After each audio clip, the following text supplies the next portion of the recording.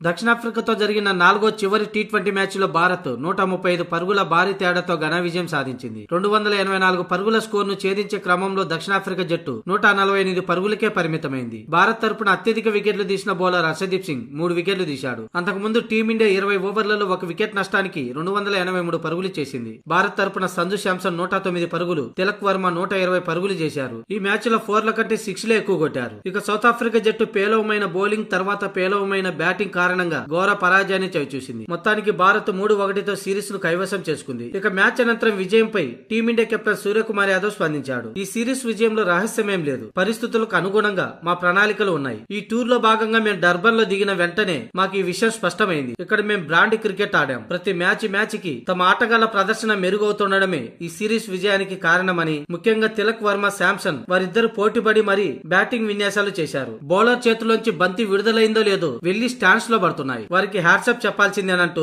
సూర్య తెలిపాడు. అలాగే చివరి 2 మ్యాచ్ల్లో అభిషేక్ శర్మ ఫామ్ నందిపుచ్చుకోవటం సంతోషించదగ్గ విషయమే. మొత్తానికి టాప్ ఆర్డర్ లో ఈ ముగ్గురు బ్యాట్స్మెన్లు ఇలా చెలరేగుతుండడం ముందు ప్లేయింగ్ 11 లో ఎంచుకోవటం కష్టమే. ఎందుకంటే గిల్, జైస్వాల్ జట్టులోకి వస్తే టాప్ ఆర్డర్ లో ఎవరిని ఆడించాలనే దానిపై కొంచెం సందిగ్ధత ఉంటుందని సూర్య తెలిపాడు. ఇక ఈ సిరీస్ లో ముఖ్యంగా బౌలర్లది కూడా కీలక పాత్రే. విదేశీ గడ్డలపై సిరీస్ గెలవాలంటే ముఖ్య పాత్ర బౌలర్లదే. అందుకు అనుగుణంగా టీమిండియా బౌలర్లు అద్భుతం చేశారు. ఆరంభం నుంచే సౌత్ ఆఫ్రికాకు కళ్లెం వేయడం 4వ మ్యాచ్ విజయాన్ని సులువుతరం చేసిందని సూర్య తెలిపాడు. స్వదేశంలోనే కాదు విదేశాల్లో గెలవడం ఏ కెప్టెన్ కైనా సంతోషాన్ని కలిగిస్తుంది. ఇప్పుడు నేను ఆ సంతోషంతోనే ఉన్నాను అంటూ సూర్య తెలిపాడు.